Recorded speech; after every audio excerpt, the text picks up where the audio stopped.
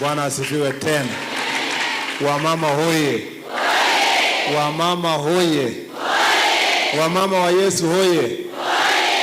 Kwanza kabisa ningependa kuwashukuru sana kwa kunikaribisha. Mimi ninaitwa, mnanijua? Mimi naitwa Murkomen. Napenda Yesu, nimeokoka. Nawashukuru sana kwa kunikaribisha kwa kikao hiki. Nilikaribishwa hapa na Mheshimiwa R.C.E.A, Dr. Rico na wote ambao tulionana pamoja. Wiki iliyopita tulikuwa kanisa huko county ya Elgeyo Marakwet County, na nikaambiwa kwamba wamama wengi watakusanyika kutoka taifa nzima. Watakuwa hapa kwa maombi, kwa ibada, kwa masomo, na ninawashukuru sana kwa sababu mmenipatia nafasi hii ni interrupt program yenu kidogo niweze pia kuwasalimia. Pia ninajua kwamba wengi wanasafiri, nimekutana na wengi wameingia bus, wako tayari, wanasema safari ni mbali, na kwa hivyo mwaka unaokuja nitakuja mapema wakati watu hawatasafiri. Kwanza ninajisikia mzuri sana, ni kama nikiwa hapa niko nyumbani. Kama vile moderator amesema, your SG amesema, mimi hapa ni nyumbani. Nikiwa miongoni mwa wapendwa niko nyumbani. Kwa sababu mimi ni kijana ya pastor na nililelewa kwa familia wanaomjua Mwenyezi Mungu, na tangu utoto wangu ndio nikapata kuwa penye nilipo ni kwa sababu ya ile maombi ya mama yangu na ile mawaida ya baba. Na kwa hivyo nikiwa hapa ninawajua sana, kwa sababu hata mama yangu akienda namna hii ninajua vile nini iliendelea hapa. Ninahisi kidogo nini inaendelea, na nipo nasema kwamba pongezi sana. Ya pili, Biblia inasema kwamba panapo wawili watatu, nani yako miongoni mwao? Mungu wako miongoni mwenu. Na kwa hivyo kama vile mmekusanyika kuja hapa, mmeweka bidii kwa mambo ya imani na kuja pia kubadilishiana mawazo na kupata nafasi ya kushare experiences yenye mnapitia pamoja. Ni njia moja ya kuweka kuweka imani yenu iendelee kuwaka kama moto. Na kwa hivyo tukiwa namna hiyo, hii ni njia moja, na hii ni rehearsal. Si namna hiyo? Biblia inasema kwa kitabu kwa Acts chapter 2 verses I think 40 to 47 or thereabout, 42-47, kwamba Wakristo wakati walikuwa pamoja, wana fellowship pamoja, wanagawa everything pamoja, na walikuwa wanajitolea kwa kila kitu yenye wanaleta inatumiwa kwa kazi ya Mwenyezi Mungu. Na Biblia inasema kwa hiyo Acts chapter 2 kwamba because of that Mungu alikuwa anaongezea new person every day because of fellowship. And let me say this, you don't need to preach for people to change their ways. You just need to live Christianity. You don't need to even preach for people to change and want to be like you. You just need to live your faith. And if you see in that Acts chapter 2, it was the curiosity of the brethren who were first called Christians in Acts chapter 2 that made people watoke nje wakuja waulize, na hii watu wanakaa pamoja, wanakula pamoja, wanauza mali yao, wanagawa, hii mambo yote, who are these people? Na wakati wanakuja kufanya kuuliza who are these people, wanabaki hapo, mmoja anaingia. I must say that if we really have to make Christianity our faith yenye itafanya mabadiliko kwa dunia na kwa nchi yetu, kwa sehemu zenye tunatoka, ya maana zaidi ni kuishi hiyo imani.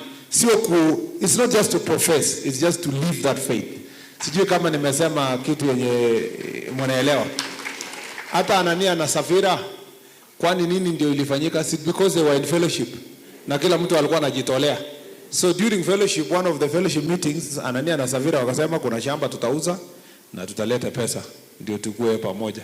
Shida tu, makosa yao haiko ati waliuza shamba. Makosa walisema watalete yote na wakalete nusu. That was the only problem. And so I must say that Christians coming together, pulling resources together, pulling our thoughts together makes a big difference. Mimi na nimekuja hapa nikijua kwamba nyinyi ni watu nguzo sana wa mama. Na nataka kusoma tu one verse alafu nimalize. Sorry moderators, I told you lazima nitoke hapa kabla ya 15 minutes to 11 kwa sababu wanajeshi wataanza kufanya practice ya Jamhuri Day na watafunga hanga from 11 up to 1 p.m. Let me read this. Kwa 2 Timothy chapter 1 verse 3 to 5 or 7 there about.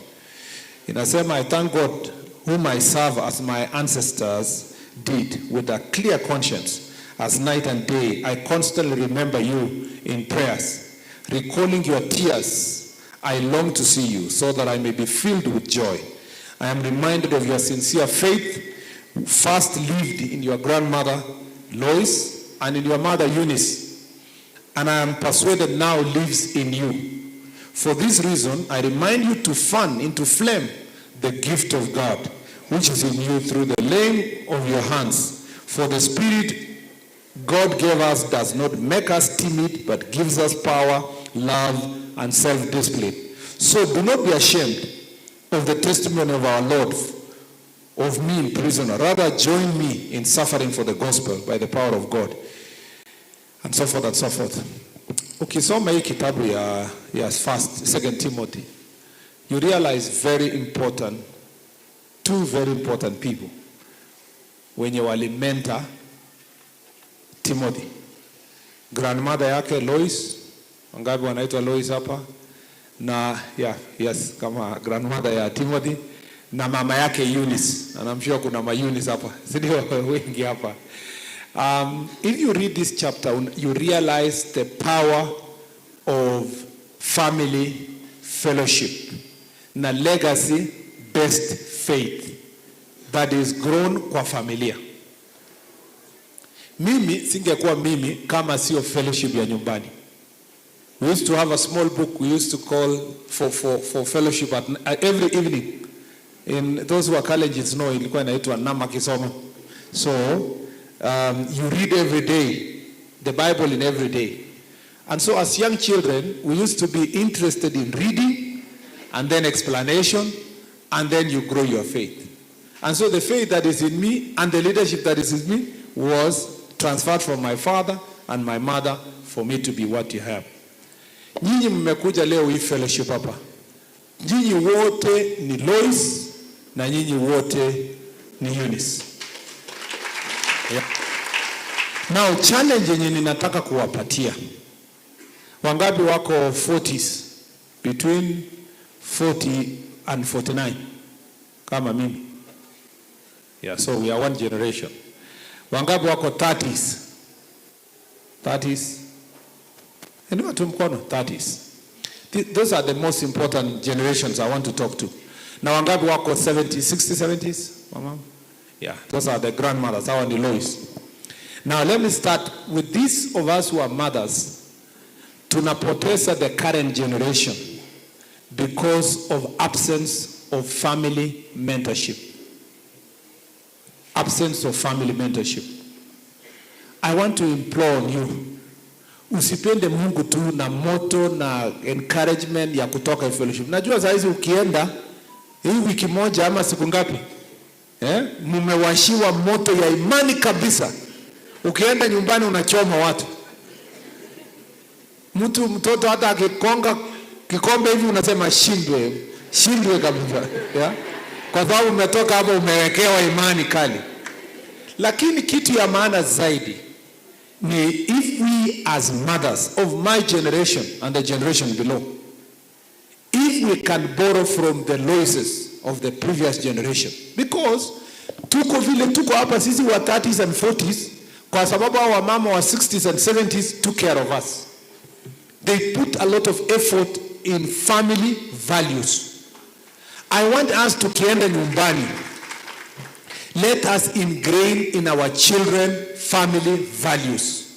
Ijulikane kwa mama Eunice, kwa mama Lois, kwa mama Jane, kwa mama Zipora, kwa mama Sara, mambo yao inafanywa namna hii. Sometimes kwangu watoto wanafika wanasema, oh, they used to come and tell us, oh, you know, mtupatie simu. Dad, mimi nataka simu. Mimi namwambia hapana, haijafika time ya wewe kushika simu. Anasema lakini so and so ako na simu. Na sisi tuko shule na yeye. Namwambia hiyo ni ya familia yao.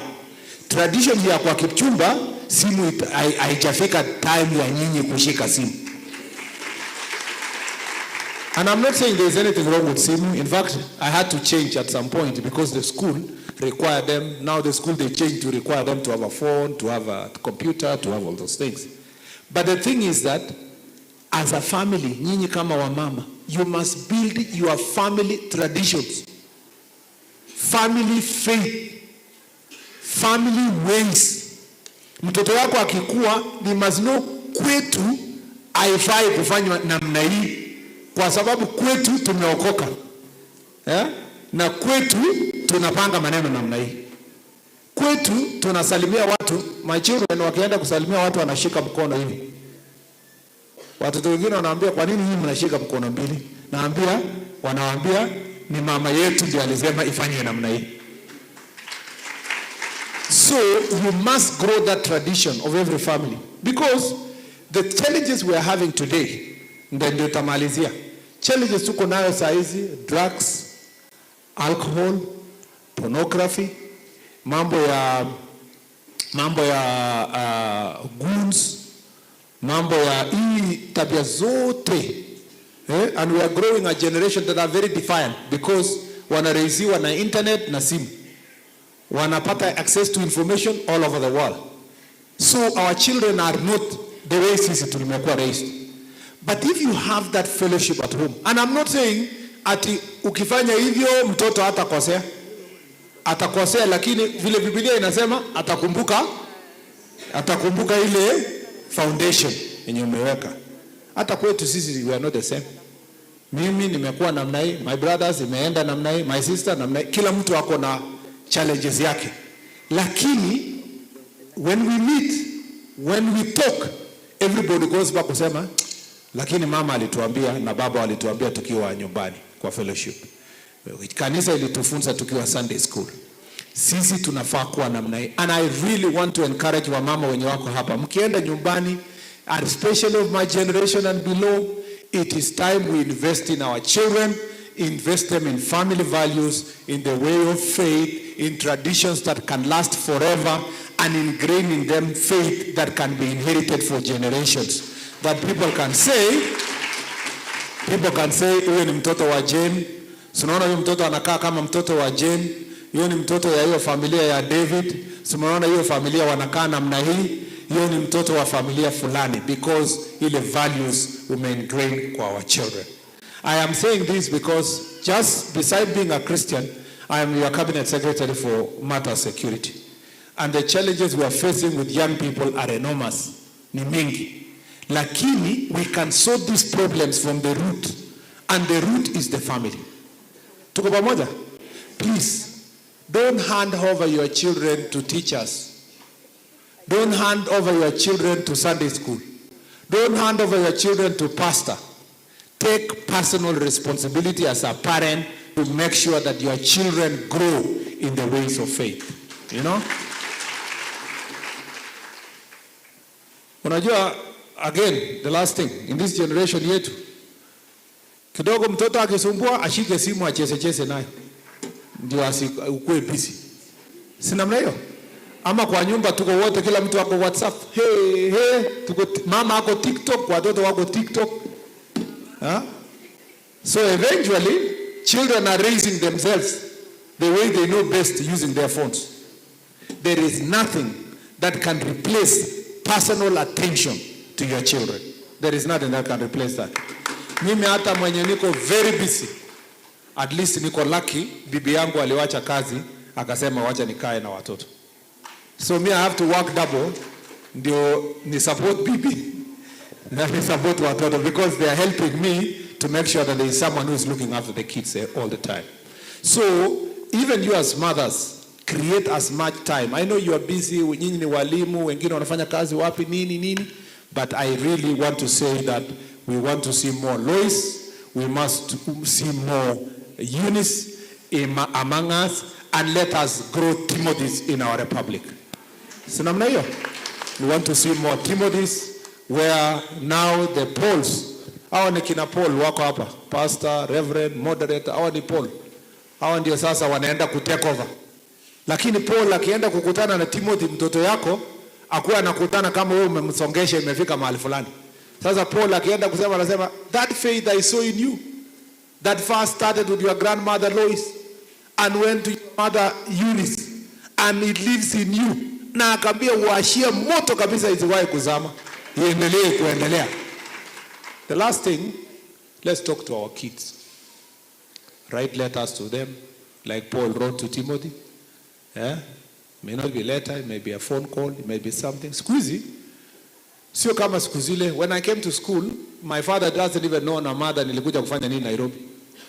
Wanakuleta Nairobi, wanangojea graduation. After 4th year, they know for sure. Mwaka ine ikiisha, tunaenda nini? Na it is true. After 4 years, wakaenda graduation. Lakini siku hizi bado yuko namna hiyo kweli? Lazima uulize mtoto exam ilikuwa nini? CAT ilikuwa nini? Hata wazazi siku hizi wameshajua umemaliza, ulifanya hiyo mtihani, umeenda the next class, umefanya nini? Let's make sure that we track the progress of our kids. Let me say this. Usually when they come to college here, na wazazi wamezao hawa, hakuna mtu anaongelesha. Unapata wanaenda parties, wanaenda kukunywa pombe, wanavuta bangi, wanaenda mambo ingine. And then we are losing so many young people who are either suicide or overdose of drugs because nobody has been focusing on training what they are doing and so forth. Let us continue tracking our kids, looking their progress, talking to them, asking how they are doing. Tusisahau tuseme ni mtu mkubwa ameenda huko. This is not a generation some of us grew up. It is a generation that needs consistent and constant monitoring. Kwa haya yote nimesema, Mungu awabariki.